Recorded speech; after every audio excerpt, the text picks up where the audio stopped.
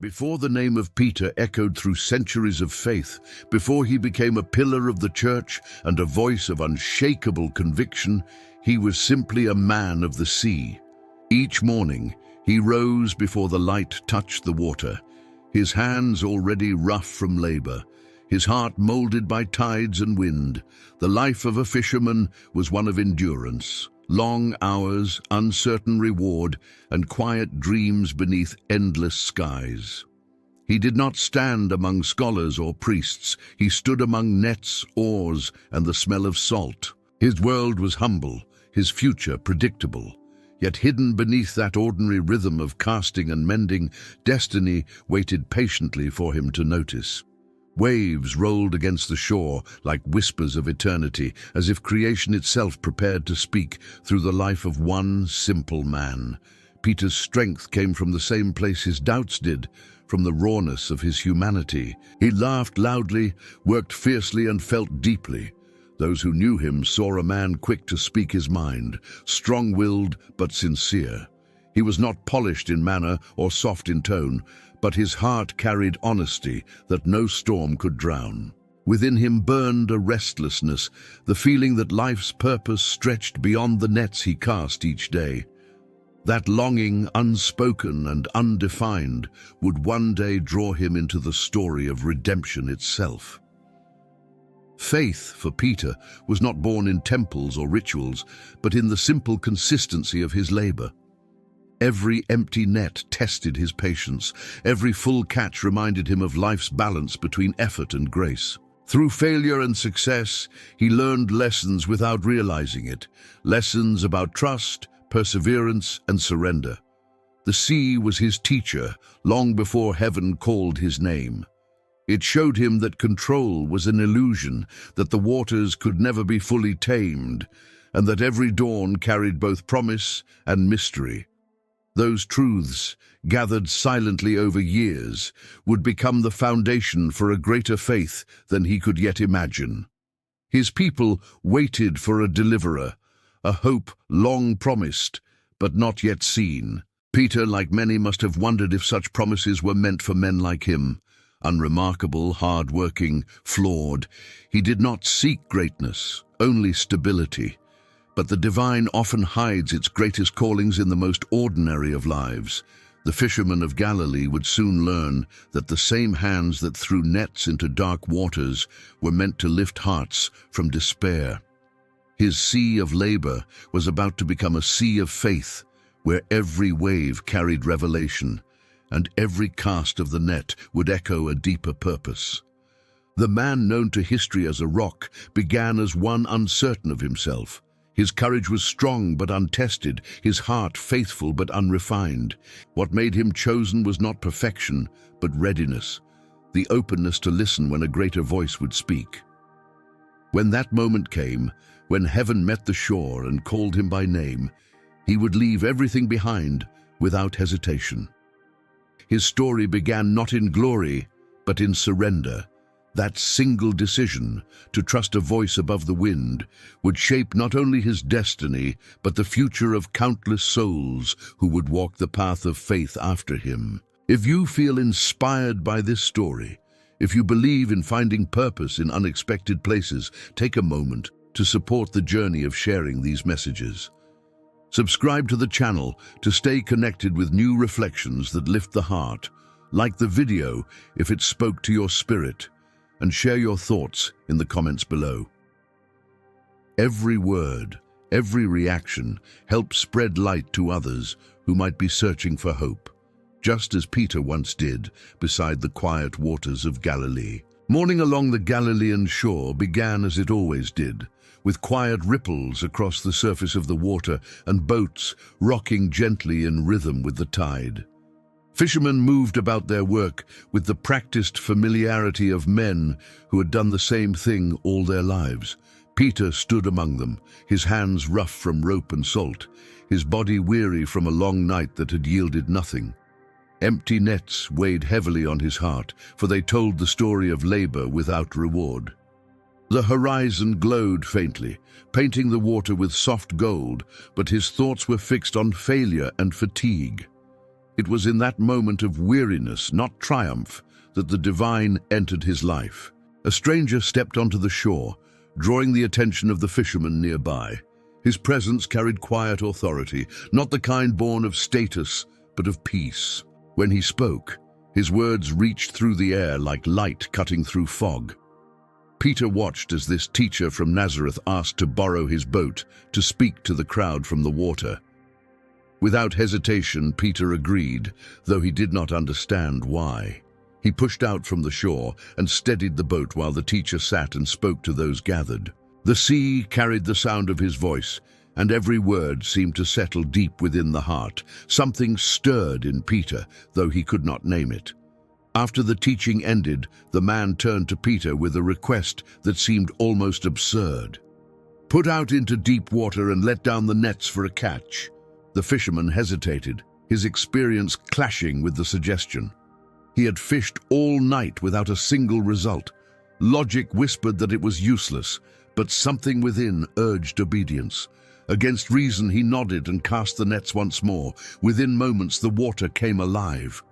The nets strained, heavy with movement, as fish swarmed in abundance. The miracle unfolded before their eyes, the impossible rendered visible in an instant. Peter's heart pounded as he saw the nets begin to tear from the weight of the catch.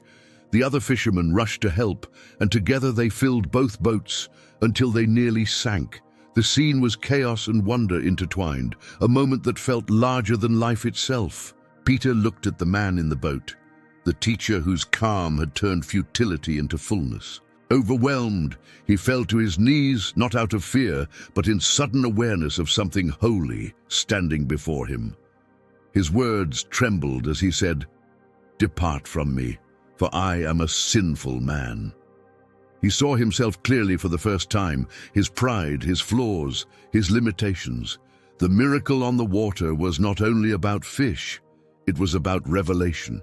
Instead of turning away, the teacher looked upon Peter with compassion. His voice carried no condemnation, only calling. "Do not be afraid. From now on you will catch men." Those words changed everything. Peter understood none of the details, but he knew the direction his soul must turn. The sea that had once been his life's work suddenly felt smaller. The nets, once a symbol of survival, became symbols of the past. He pulled the boat to shore, left everything behind, and followed the one whose presence had awakened him. Every step away from the water was a step toward the unknown. The choice was not made in comfort, but in surrender. Peter did not know what awaited him, only that he could not return to what was before. His decision was both reckless and pure, driven by something greater than reason, a quiet certainty that life had just been rewritten. The call by the sea was more than an invitation. It was a transformation, turning an ordinary fisherman into a seeker of eternal truth. Days that followed would test his resolve, yet the memory of that moment on the water would remain an anchor within him. When doubts would later arise, when fear would whisper again, that dawn on Galilee would remind him of the voice that had once spoken peace into his struggle. The calling had not been to comfort, but to courage, to exchange the safety of nets for the unpredictability of faith. Every true calling begins where human strength ends. The man who once trusted only in his hands had now placed his trust in a presence that moved beyond sight. Peter's obedience on that morning revealed a truth that would echo through time. Divine purpose often arrives in the midst of failure. The sea had not simply provided fish that day, it had delivered a message, a revelation that heaven searches for the willing, not the worthy. Darkness pressed against the small boat as the wind howled across the waves. The disciples strained against the storm, their muscles burning from the effort of rowing, their voices lost to the roar of the sea. Hours earlier, the day had been calm, filled with teaching and the laughter of the crowd. Now chaos surrounded them, and fear settled like cold rain in their bones. Among them, Peter fought the oars, his mind racing between duty and dread. The sea he once knew as friend had turned into an enemy. Through the curtain of wind and spray, a figure appeared on the water, moving with quiet grace. Terror seized their hearts, for it seemed like an apparition. But then a familiar voice rose above the storm, clear and steady. "Take courage, it is I, do not be afraid." The sound reached Peter's heart before it reached his understanding. Hope flickered through his fear, and in an instant of daring faith he cried out, asking to come to him across the waves. The reply was simple, a single word that would test the limits of his belief. "Come." Peter stepped out of the boat. The water that should have swallowed him held firm beneath his feet. Each movement forward felt impossible yet real. The storm still raged, but in that moment his eyes were fixed not on the chaos, but on the one who called him. Faith became motion, and motion became miracle. The other disciples watched in awe as the fisherman walked where no man should walk. Every breath he took was defiance against fear. Then his gaze faltered. The wind struck his face, the waves rose higher, and for a brief instant his attention turned away from the presence that sustained him. The moment he looked to the storm instead of the Savior, the water beneath him gave way. Panic replaced peace, and he began to sink. His cry for help was not eloquent, but desperate, raw and human. The hand that reached out for him was immediate, strong, unwavering. In that grasp, Peter found rescue and rebuke intertwined. The question that followed was not a condemnation, but a lesson spoken gently. "Why did you doubt?" Those words carried weight far deeper than they seemed. Doubt was not punished, it was revealed so that Peter might see himself more clearly. The storm had not come to destroy him, but to teach him what faith truly meant, to trust not when the sea is calm, but when it threatens to consume. The sinking did not mark failure, it marked discovery. Back in the boat, the wind ceased, and the sea fell still. The silence that followed felt almost sacred. Peter's heart pounded as he processed what had just occurred. He had walked, he had fallen, and he had been lifted. Every element of that experience carved understanding into his soul. Faith was not a fixed possession, but a living motion, rising and falling like the sea itself. What mattered was not perfection, but persistence, the willingness to reach again for the hand that saves. From that night onward, the memory of sinking would never leave him. It would become a mirror for every future struggle, a reminder that even in failure, grace stands near. The water had not only tested his body, but his spirit, revealing both its strength and fragility. Through that moment of terror, Peter came to understand something that words alone could never teach. Divine power is not distant, but present within the storm. Faith, he learned, is not silence before the wind, but the courage to step into it. Every storm he would face afterward carried the echo of that lesson. The one who called him did not promise calm seas, but his presence upon them. That promise would anchor Peter's heart through every trial to come.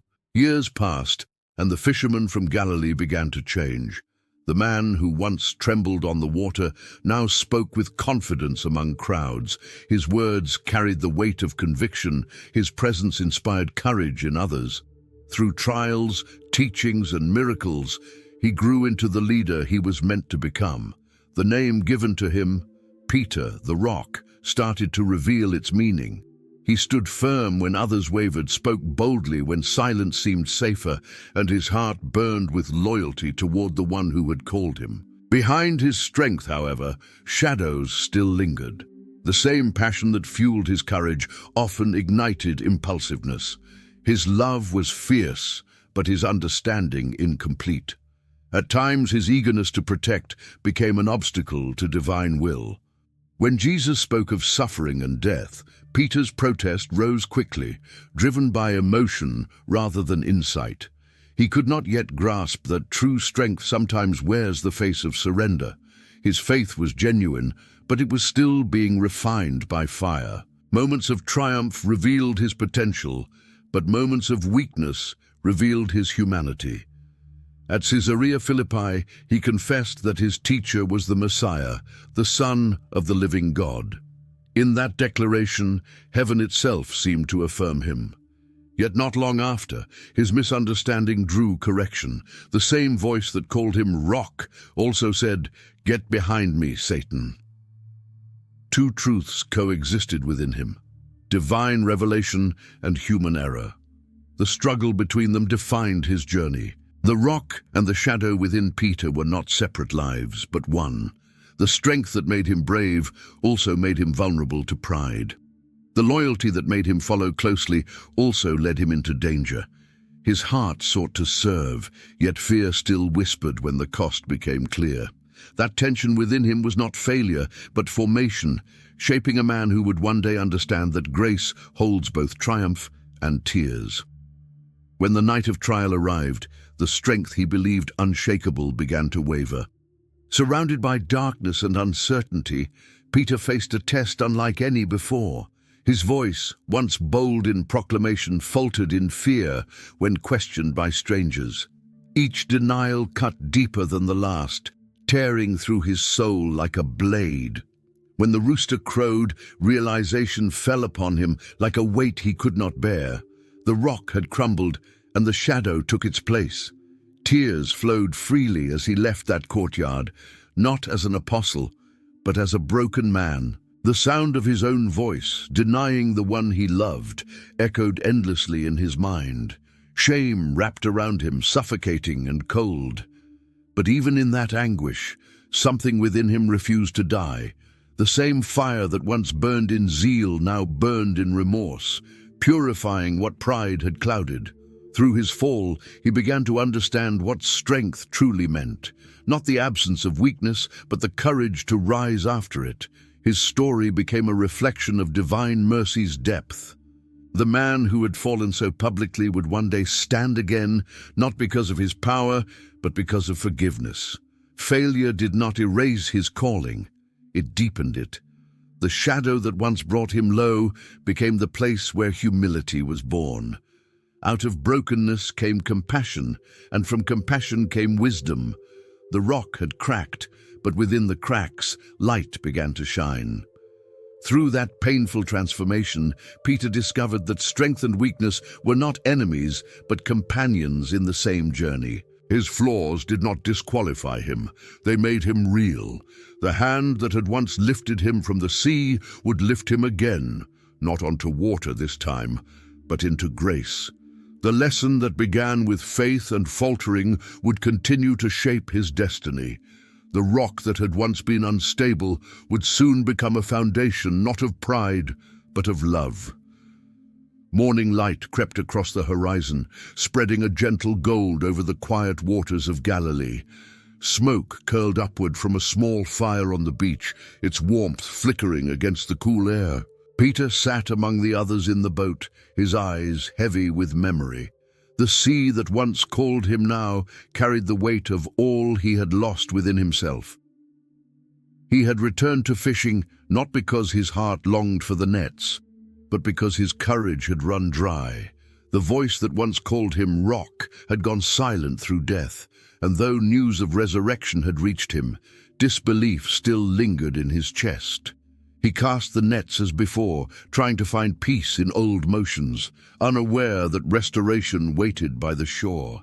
Dawn revealed the familiar sight of emptiness. The nets dragged through the water without reward.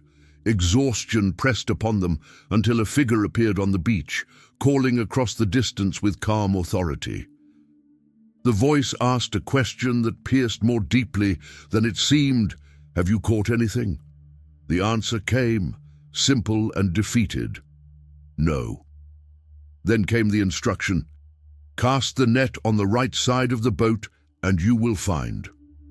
The words echoed a memory long buried, awakening something deep within Peter's soul. He obeyed without hesitation, and the net grew heavy, alive with abundance.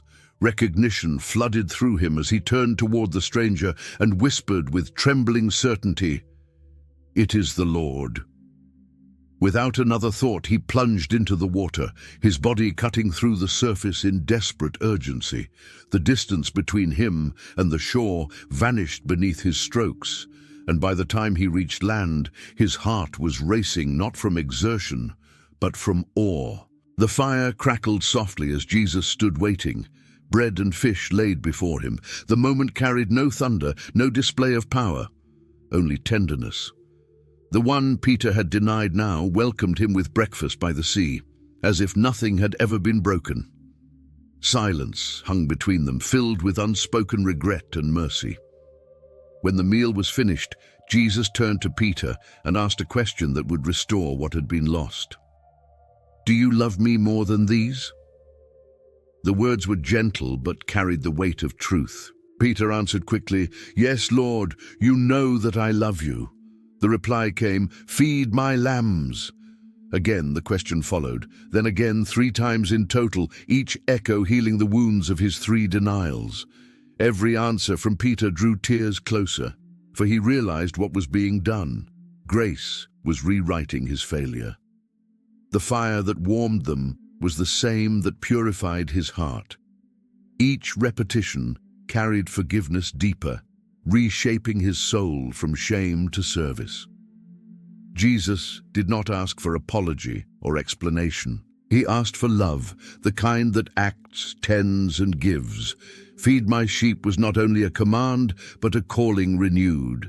The man who had fallen would now rise as a shepherd, not through pride, but through compassion learned from pain. The ashes of his failure had become the soil where purpose grew again. Wind carried the scent of smoke and salt, mingling with memory and hope.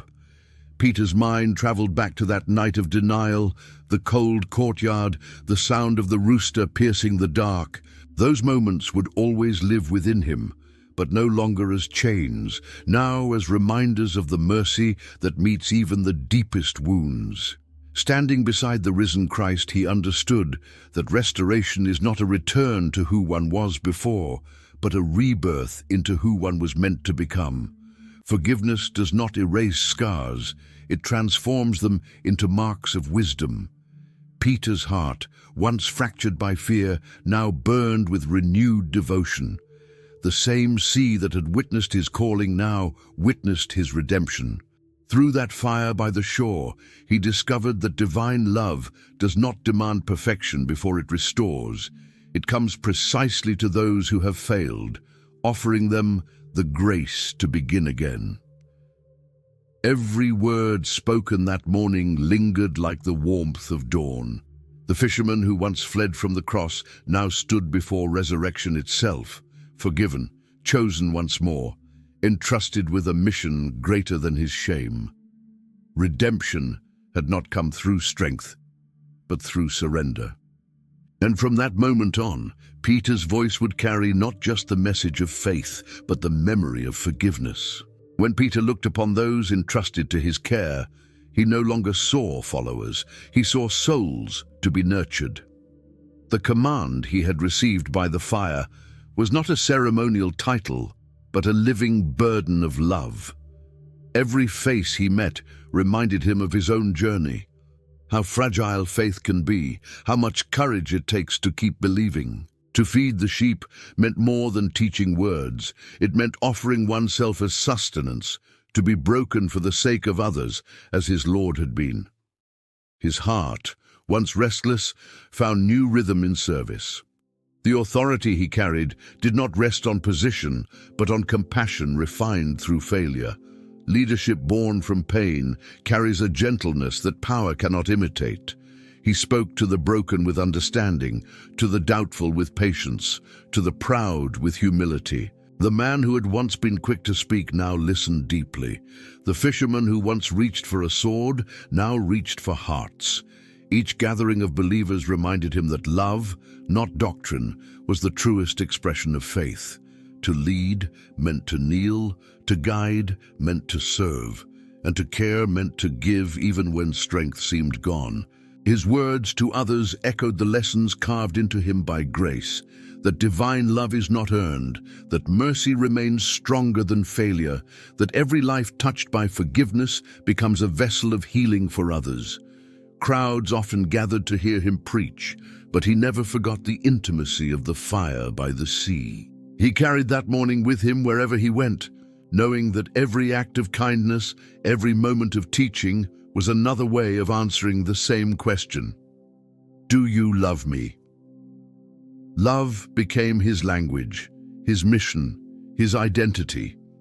The nets he once cast into the water had become words cast into hearts, and each one found its place in the unfolding story of faith. The task of feeding souls brought both joy and sorrow. Those he guided faced persecution, division, fear. He encouraged them not with promises of safety, but with reminders of the presence that never abandons. He spoke of the spirit that breathes through weakness, of the unseen hand that still breaks chains and opens doors. His voice became a beacon for those who felt forgotten, a reminder that faith survives, not through perfection, but through persistence. Every journey through hardship became a sermon without words. He no longer sought to prove his worth, for he had learned that love is proof enough. The people saw in him a reflection of their own struggles, a leader who understood failure, who walked not above them but among them. His leadership was not born in confidence but in compassion, in the quiet strength that comes from knowing both the darkness and the dawn. Through his care, the early community grew, bound not by rules, but by shared devotion. He taught that to follow Christ meant to love without condition, to forgive beyond reason, and to serve without seeking reward. He showed them that leadership is not about standing ahead, but standing beside, guiding through example rather than command. The shepherd's heart beat not for control, but for communion. The more he gave, the more he understood what his teacher had meant when he said, "Feed my sheep." It was never about authority, it was about sacrifice. True love always costs something. For Peter, that cost was everything, but it was given freely. His care for others became an offering of gratitude, an answer to the mercy that had once found him broken and lifted him whole again. Night settled over Jerusalem like a heavy cloak, and within the cold stone walls of a prison, Peter sat bound in chains. Iron links clinked faintly as he shifted, the sound echoing through the narrow corridor. Guards stood nearby, their presence constant, their eyes unyielding. Outside, believers prayed in secret, pleading for his life. The air inside the cell was thick with silence, but Peter's heart was calm. The man who once trembled before servants now rested in peace, even as death loomed near. Fear had lost its hold on him, trust had taken its place. Sleep found him in that stillness, not as escape, but as surrender. In the depth of night, a light pierced the darkness, brighter than flame, gentle yet commanding. An angel stood beside him, radiant and silent. A hand touched his side, and the voice that followed carried both urgency and peace. "Rise, quickly." The chains fell from his wrists with a sound like freedom itself.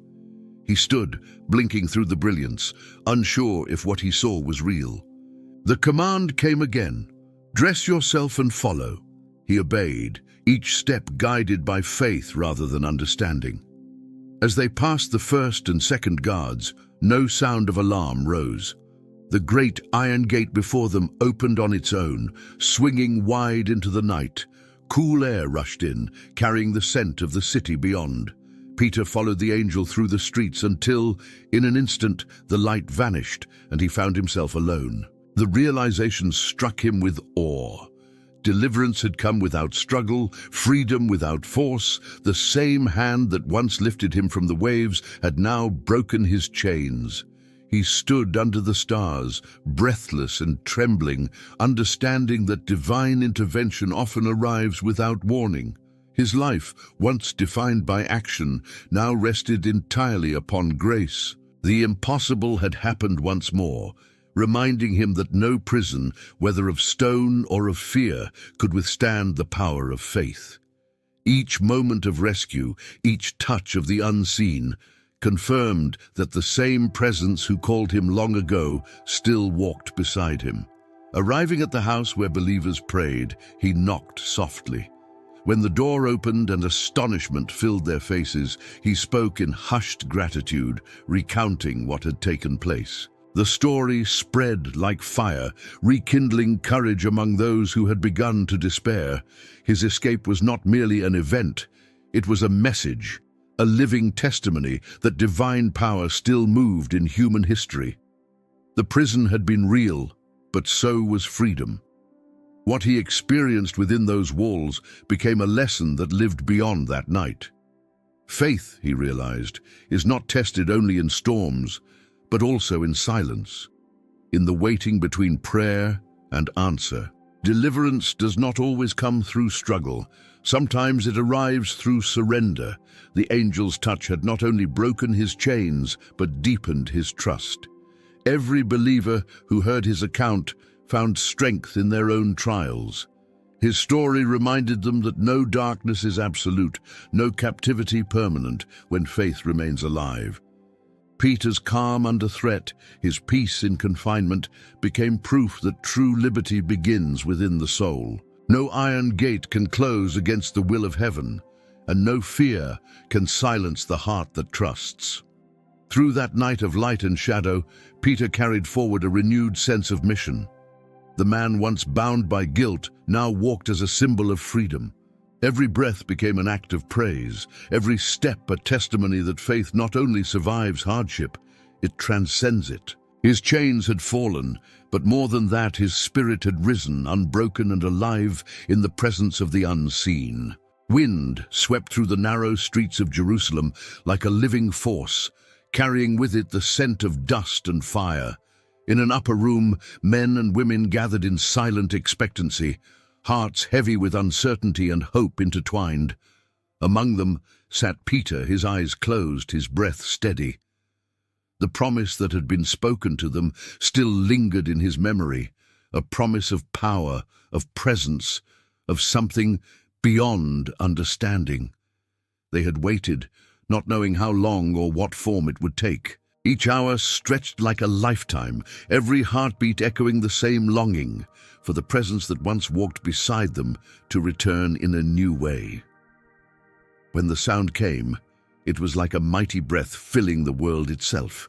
Flames appeared, not consuming, but illuminating, resting upon each person in the room. The air seemed alive, pulsing with divine energy. Peter felt it surge through him, filling every corner of his being with light and life. Words poured from his mouth, not as his own, but as rivers of truth flowing freely. Language no longer divided them. It became the vessel of unity. The Holy Spirit had come, not as a distant sign, but as fire within. Crowds gathered outside, drawn by the commotion, bewildered to hear familiar tongues spoken by strangers. Questions filled the air, suspicion and awe mingling together. Peter rose, his heart burning, his voice carrying the same authority that once calmed storms. The fisherman who once feared denial now stood unshaken, declaring the truth that life had conquered death. Every word carried weight beyond sound. It carried the breath of the Spirit.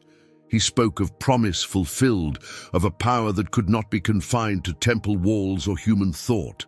Each listener heard the message as if it was spoken directly to them. Conviction filled the air like a living presence, stirring hearts, breaking barriers. Peter's words were not polished with rhetoric, but alive with authenticity.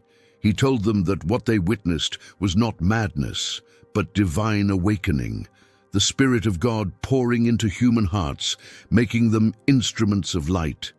The same fire that had once purified him now spread outward, touching thousands. Faith ignited like a spark meeting dry grass, consuming despair, igniting renewal. By the time the sun lowered, the city had changed. Men and women who once doubted now believed. Water became the sign of their transformation as they stepped forward to be baptized, cleansed, renewed. Peter watched with tears that spoke both joy and wonder.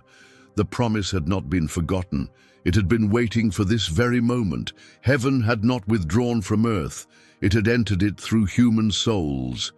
The hidden flame was no longer hidden. From that day forward, Peter carried within him a fire that could not be quenched. It was not his own strength that drove him, but divine energy flowing through every act, every word. He understood that the Spirit was not merely an event, but a presence that abides, guiding, correcting, inspiring. Whenever fear tried to return, the memory of that rushing wind reminded him that courage did not depend on circumstance. The power within him was greater than any power against him. Everywhere he went, the flame spread. It burned in words of compassion, in acts of healing, in prayers whispered in the night. The Spirit was no longer confined to one place or person. It lived within all who believed. Peter began to see that divine truth was not just to be taught, but to be lived. The same presence that moved through creation now moved through hearts, turning human weakness into vessels of glory. Each time he spoke before rulers, comforted the grieving or lifted the fallen, he felt that invisible current moving through him. The Spirit was not a force to command, but a companion to follow. In moments of silence, he could sense its whisper, a reminder that divine power is not distant or abstract, but near, intimate, as close as breath. That flame, once hidden in fear, now shone openly, lighting a path that would stretch across generations. Years carried Peter far from the shores of his beginning. Time had etched lines upon his face, each one telling a story of faith tested and renewed. The same man who once trembled at a servant's question now faced emperors without flinching.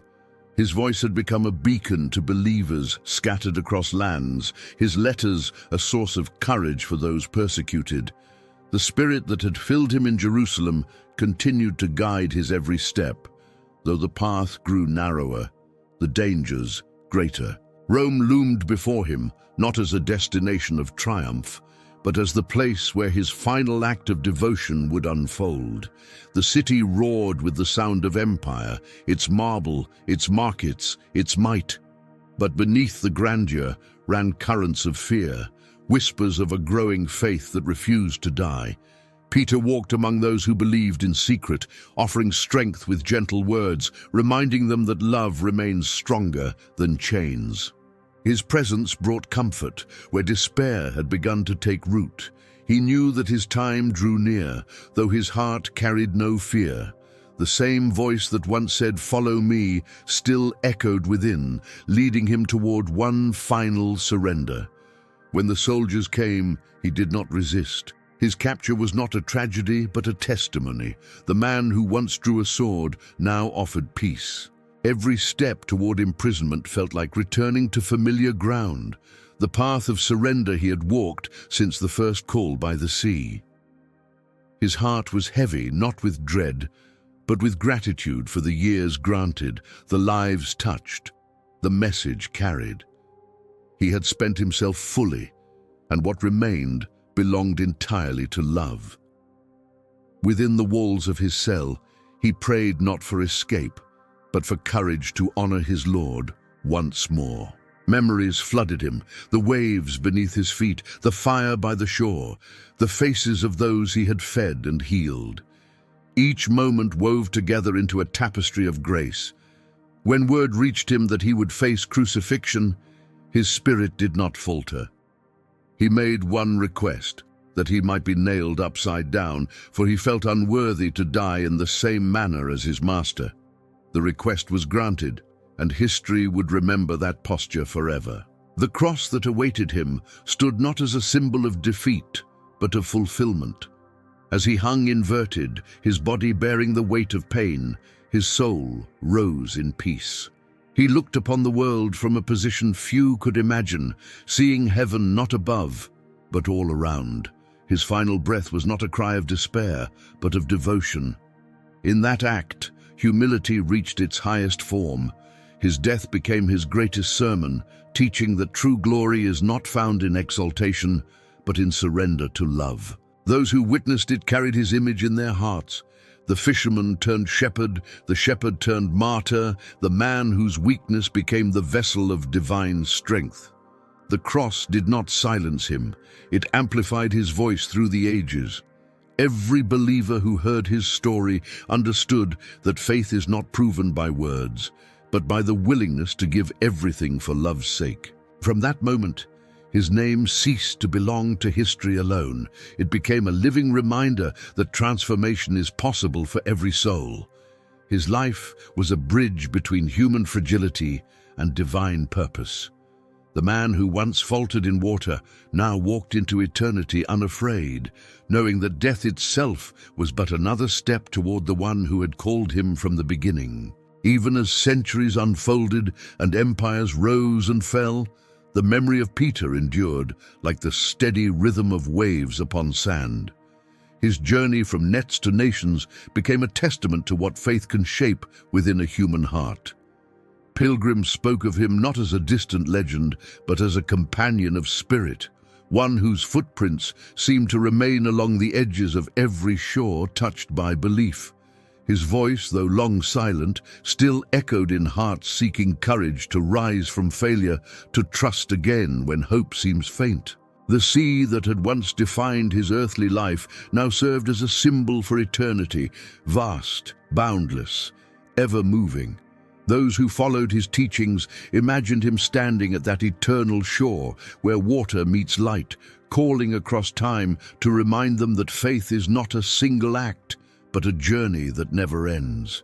His words, carried through scripture and spirit, continued to mend the broken and lift the weary, just as his hands once mended nets by the water. Every story told about him became more than memory. It became an invitation. His life urged others to step beyond their own fears, to see that divine purpose is not reserved for the flawless, but for those willing to answer the call, however uncertain their steps may be.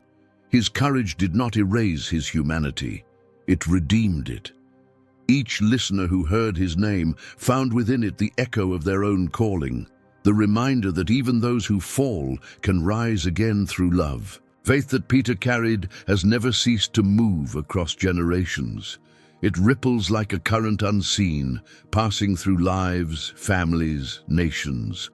When hearts grow cold or faith grows distant, his story returns like the tide, reminding that transformation begins the moment one dares to believe again. The fisherman's journey from failure to fulfillment speaks not of perfection, but of perseverance. It tells every soul that divine grace does not wait for worthiness. It creates it. Through ages of persecution and doubt, through triumph and renewal, the spirit of that Galilean fisherman remains. His lessons are not confined to parchment, but live within every act of forgiveness, every gesture of compassion, every word spoken in courage. Each time a believer lifts another from despair, Peter's hands move again in unseen motion. Each time fear gives way to faith, the sea within the human heart calms once more. Across time's endless horizon, the eternal shore awaits, not as a place of ending, but of reunion.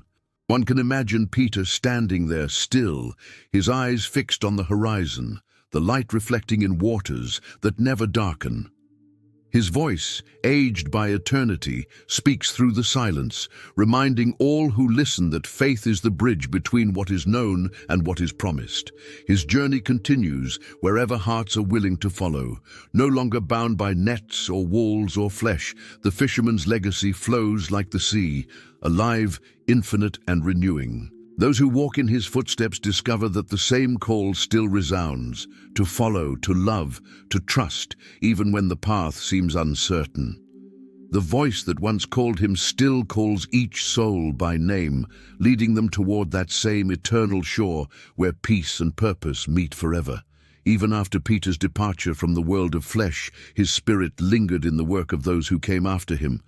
Faith moved like the tide, unseen but unstoppable, reaching shores he had never known. The message he carried across the waters began to take root in hearts scattered throughout every nation. Men and women who once lived in silence now spoke with conviction, their voices carrying the same fire that once burned within the fisherman of Galilee. His mission had not ended with his final breath. It had only changed form, continuing in every act of compassion, every word of truth spoken into darkness. Faith became the net that drew humanity together, thread by thread, heart by heart. Where division tried to tear, love mended. Where despair sought to drown, hope lifted again. The same call that once echoed by the Sea of Galilee still rang through the centuries, urging every soul to cast their nets once more, not into waters of trade or survival, but into the sea of human need. Each act of kindness became a cast, each prayer a line reaching toward the lost, each word of mercy a thread woven into eternity's design. Communities formed around that vision of unity. They gathered in hidden places, in open fields, in temples and homes, each one holding the memory of the man who had once stood by the shore and heard the words, "Follow me." His legacy was not in stone or monument, but in the living fellowship of those who believed. The fisherman's hands had long since returned to dust, but his heart lived on through every person who chose to love beyond comfort, forgive beyond reason, and serve without reward. As the centuries unfolded, the net widened. People of every language and color, every path and struggle, found themselves drawn together by an invisible bond. The same spirit that once fell upon Peter now moved freely through time. It whispered in the quiet hearts of the faithful and the wandering alike, reminding them that divine love does not rest. The mission to gather, to heal, to restore continues as long as there are souls adrift in the waters of despair. Every believer became a fisherman in their own right, carrying within them a fragment of that ancient calling. To forgive when wounded, to reach out when others turn away, to lift when the world seeks to divide, these are the nets still cast across the deep. Through such acts, the world finds glimpses of the same miracle that once filled the boats at dawn. Abundance born from obedience, grace overflowing where emptiness once reigned. Each generation must decide whether to drop their nets in fear or faith. Peter's life stands as a reminder that calling does not end when storms rise or nets return empty. The sea is vast, and the catch is never complete. Even now, heaven calls for hands willing to labor in the unseen waters of the heart. The work is endless, but so is the love that fuels it. The fisherman's voice, though carried through centuries, still reaches those who listen.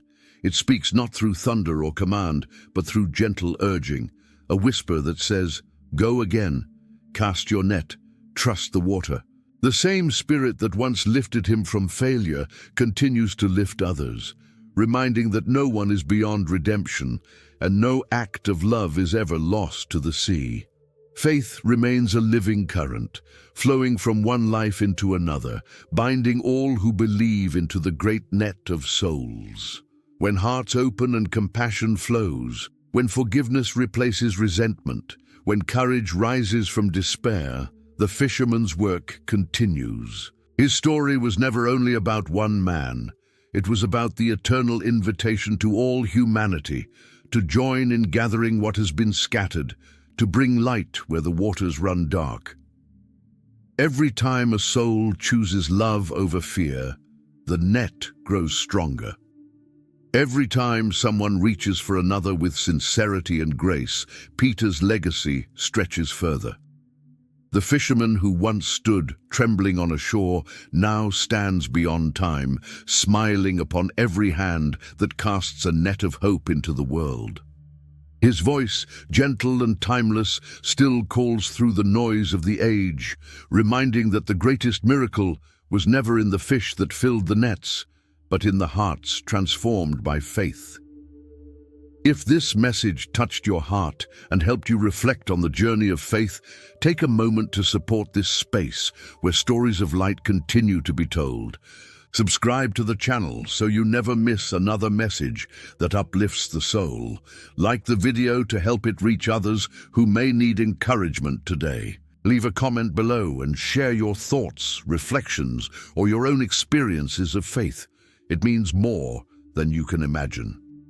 And if this story brought peace or inspiration to your spirit, share it with your family, your friends, and anyone who may need a reminder that hope still speaks through time, just as it once spoke through the fisherman's voice by the sea.